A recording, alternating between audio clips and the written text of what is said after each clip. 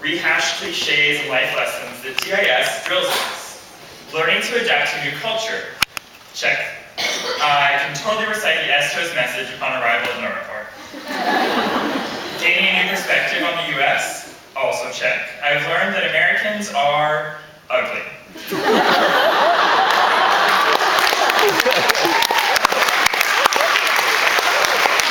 Adjusting to being without comfort items. Also check. I managed to go 4 months without a toasted bagel and cream cheese, or a phone not made in the era of the Vikings. In the end, though, I came to a more telling, rather unorthodox conclusion, a unique, lifelong lesson I've gained since being here. Denmark taught me to drink beer. Now, most of you are probably rolling your eyes right now. You're thinking, yeah, Danes drink a lot, that's so funny. But you don't understand. I truly despise beer. On my list of least favorite things, beer was near the top, next to poverty, Sarah Palin, and the Ben and Sugar song. Now, perhaps it was the inundation of natty lights at freshman year frat parties, or the fact that those natties were less likely to go in my mouth, and more likely to be poured all over my body by some drunken idiot. But either way, beer repulsed me. Now, even though I was watching my figure and obviously wanted to avoid those empty alcohol calories, I managed to embrace the beers from the moment I stepped foot in my Cocoa High School.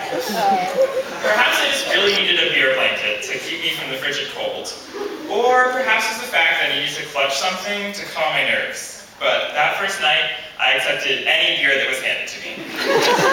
Soon, I grew to thoroughly enjoy a good cold brewski, especially when they only cost 5 kroner at our high school bar.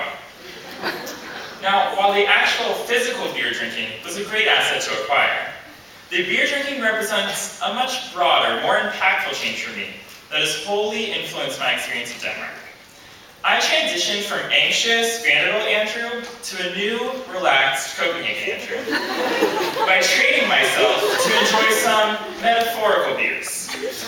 My friends here have heard plenty about Vanderbilt Andrew, but few really understand who that person was. I was that kid who counted his friends' drinks at parties and reminded them of it every time they got to know him.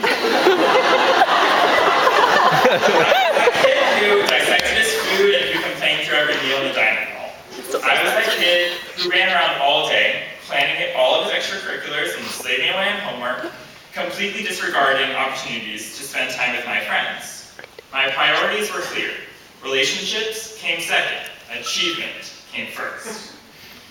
Now, as I prepared to leave for Denmark, some DIS alum friends of mine warned me that I'd have to relax. I'd have to prepare for things to not go my way, for mishaps to happen. I would be in a different country with different habits and traditions, and I'd have no control over it. I wouldn't be able to make the train magically come on time. I couldn't demand that the chefs stop making fish on Wednesdays. If I couldn't relax at least slightly, they warned I might miss out on the essence of Denmark. This forewarning helped me tremendously, and to my great surprise, my anxiety and need for control began to fade within the first few weeks. Instead of screaming when someone stole the cables for the train, and who does that, by the way, I just kick back and enjoy a metaphorical beer. When the kitchen served fish lasagna, or my favorite, fish wrapped in fish, I took a swig of my metaphorical beer and told myself that fish wrapped in fish was a genius idea. Suddenly, my priorities reversed. I felt comfortable looking at forum and decidedly concluding that doing my reading was less worthwhile than joining in on hip-hop dance class with my Danish friends. I'm sorry, teachers, but I learned so much more going to this lesson and seeing how little rhythm the Danes have. I mean, the fact that I'm standing up here speaking to hundreds of you guys about my drinking habits is a testament to my change. 4 months ago, I would have hyper-analyzed everyone's reactions, all the possible rules I was breaking, and the social judgment I might get. Now, it doesn't matter. So, why did this radical change in attitude happen here? Why did Denmark have the magic touch? One word, Grundtvigs. The Grundtvigs Local High School, my home for the past 4 months, is such a unique place. The Danish students are, for lack of a better word, special. Where else would you have 3 students host a premiere night for their own techno hit called Welcome to the Slaughterhouse, complete with blood-soaked butcher outfits? Where else would you have an entire school participate in a mock wedding, give everyone character assignments, and then everyone do it while cross-dressing?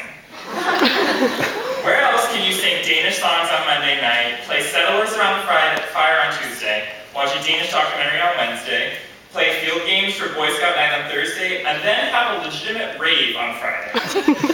Every activity, every small moment provided an opportunity to grow close, to care about those around me. Grundtvigs is a unique place because the students put their relationships above all else and just fit the rest of their life into that framework.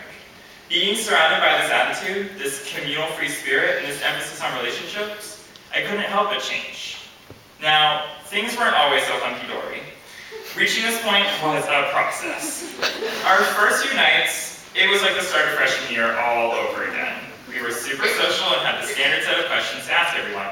Where are you from? What school do you go to? Blah, blah, blah. Much like freshmen too, we tried really hard, at times too hard, to impress our Danish peers.